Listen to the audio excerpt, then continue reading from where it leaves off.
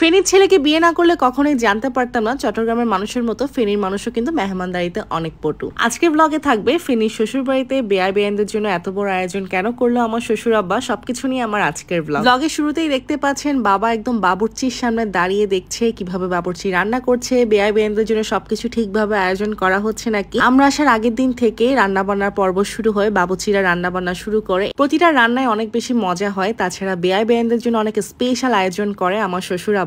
আমরা ফেনী যাওয়ার আগে যত ক্লিপ দেখবেন এগুলো সবই শাওনের রেকর্ড করা, শাওন এগুলো সবকিছু রেকর্ড করে রাখে। মেইনলি এই অনুষ্ঠানটা ছিল বেয়াই বেয়ানদের জন্য, কারণ আমার আব্বু যেহেতু দেশের বাইরে চলে যাবে, তো আব্বুর উদ্দেশ্যে আমার শ্বশুর আব্বা একটা অনুষ্ঠান করে, মানে দাওয়াত করে আমার আব্বুদেরকে। আর বাড়িতে যেহেতু কাজ চলছে তাই বাড়িটা একটু অগোছালো হয়েছিল। যখন একদম প্রফেশনাল বউ হয়ে যাব রিসেপশনের পর, ইনশাল্লাহ অবশ্যই আমার শ্বশুর বাড়ির পুরো হোম ট্যুরটা আপনাদের সাথে শেয়ার করব। এইদিকে আমরা আসার আগে থেকে সবাই গেটের সামনে দাঁড়িয়েছিল ফুল দিয়ে আমাদেরকে বরণ করার জন্য। মা আমাকে ফুল দিয়ে বরণ করে নেয়। এখন আব্বু আম্মু মামা মামি নানু সবাইকে আমার শ্বশুর আব্বা শাশুড়ি সবাই বরণ করে নিচ্ছিল। এটা হচ্ছে সব থেকে আনন্দের মুহূর্ত, যখন বেয়াই বেয়ান এক হয়, মালা দিয়ে একজন একজনকে বরণ করে নেয়। এটা বিয়ে শাদী থেকে শুরু করে প্রতিটা পরিবারে যখন এই মুহূর্তটা হয় দেখবেন খুব ভালো লাগে। আমার মামা হচ্ছে আমার শ্বশুর আব্বার অনেক পছন্দের একজন মানুষ, দেখতেই পাচ্ছেন মামিকে ফুল দিয়ে বাবা অলরেডি বরণ করে ফেলেছে, এখন হচ্ছে মামাকে বরণ করবে। বাবার সাথে আমার মামার একটা অন্যরকম বন্ডিং, অনেক বেশি পছন্দের মানুষ আমার মামা আমার শ্বশুর আব্বার। সবশেষে আমরা বাড়িতে ঢুকলাম, আর সেদিন আমাকে আর শাওনকে, মানে আমার আর শাওনের মনে হচ্ছিল আমাদের আজকে নতুন বিবাহ হলো, কারণ সেদিন আমাদের অ্যানিভার্সারি ছিল, তাই হয়তো বা এমনই মনে হচ্ছিল। মামা মামির সাথে ছবিও তুলে নিলাম, মামিকে সেদিন অনেক বেশি সুন্দর লাগে মাশাল্লাহ। আর এটা হচ্ছে আমার ফুল আউটফিট, এটার get ready with me video already আমি শেয়ার করেছি, পুরো মেকআপ টিউটোরিয়াল। ভাইরে ভাই, এই ছবিগুলো তোলার সময় আমার যে কত অবস্থা খারাপ হয়, কারণ আপনাদের ভাই তো খুবই আনরোমান্টিক, তাকে একটার পর একটা পোজ শিখাই দিতে হচ্ছে আমার। বেয়াই বেয়ানদের জন্য বাবা অনেক কিছুর আয়োজন করে। মেনলি আমার আব্বু যেহেতু দেশের বাইরে চলে যাবে, আমার ফ্যামিলি তো দেশে থাকে না, তো ওই উদ্দেশ্যে এই দাওয়াতের আয়োজনটা করা। আমাদের ফেনী পৌঁছাতে একটু দেরি হয়ে যায়, তো অনেক বেশি ক্ষুধাও ছিল আমাদের সবার, বেশ মজা করে আমরা দুপুরের খাবার খেয়েছি। বাবা আবার একটু পর পর এসে দেখছিল সবকিছু ঠিক আছে নাকি, সবাই সবকিছু ঠিকভাবে খাচ্ছে নাকি। ঘুরে ঘুরে বাবা সবকিছু তদারকি করে। তাছাড়া আমার শ্বশুর আব্বা অনেক চিল মাইন্ডের একজন মানুষ, আলহামদুলিল্লাহ মাশাল্লাহ। এদিকে শালিকে দুলাভাই মাংস বেড়ে দিতে গিয়ে কি কাণ্ড করে দেখেন, সুহিরা ড্রেসে শাওন হচ্ছে মাংসের ঝোল ফালাই দেয়। সুহিরার রিয়াকশনটা আপনারা এখনই দেখতে পাবেন। এই যে দেখেন সুহিরার ড্রেস, সুহিরার হাতে শাওন মাংসের ঝোল ফেলে দেয়, যদিও এটা ইচ্ছা করে করেনি। পরে গিয়ে সুহিরা আমাকে বলে তোমার জামাইয়ের সমস্যা কি, তোমার জামাই আজকেও এগুলো করতে হবে। ছবি তুলতে গিয়ে দেখেন আমি বলি এরকম পোজ দিবা, শাওন বলে কি আমি নাকি দোয়া করতাম, আমাদের কি বিয়ে আমি দোয়ার পোজ দিতাম। এগুলো করতে করতে আমি তেমন কোনো সুন্দর ছবি পাইনি, কোন রকম কয়েকটা সুন্দর ছবি পাইছি। প্রত্যেকবার সিরিয়াস মুহূর্তে শাওন এগুলো করবে, আমি নাকি দোয়া করতাম, মনে হচ্ছে আমাদের কাবিন, আমি দোয়ার পোজ দিতাম। কেমনটা লাগে ভাই বলেন তো? এই ছবিগুলো তুলে দেওয়ার সময় দুই টালতো ভাই বোনের সেই লেভেলে ঝগড়া লাগে ক্যামেরার পেছনে, আপনারা একটু পরেই দেখতে পাবেন। মানে আমার দেবর আর আমার বোনের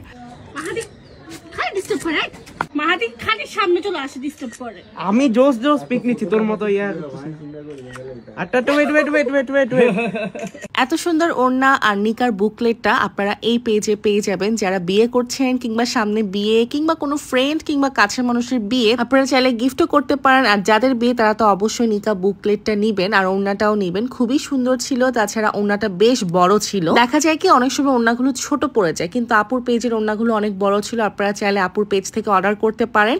এই তো তিন বোনের ছবি তোলার পর্ব শুরু। আর যখনই আমি সুহিরাকে একটু জড়াই ধরবো, কারণ সুহিরা তো কয়েকদিন পরেই চলে যাবে, সিমরাত তখনই মন খারাপ হয়ে যায়। দেখতেই থাকেন, সুহিরা যেহেতু যাবে গা, আম্মু আর সিমরা তো কিছুদিন পর যাবে, কারণ সুহিরার স্টাডি যেহেতু ওখানে, ওকে চলে যেতে হবে। তো সিমরা যেটা করে, সিমরা আমাকে আর সুহিরাকে কিছুতেই আর ছবি তুলতে দেয়নি। মানে ওর কথা হচ্ছে ওর আরেকটা আপু শুধু ওর সাথে ছবি তুলবে, আর কারোর সাথে ছবি তুলতে পারবে না।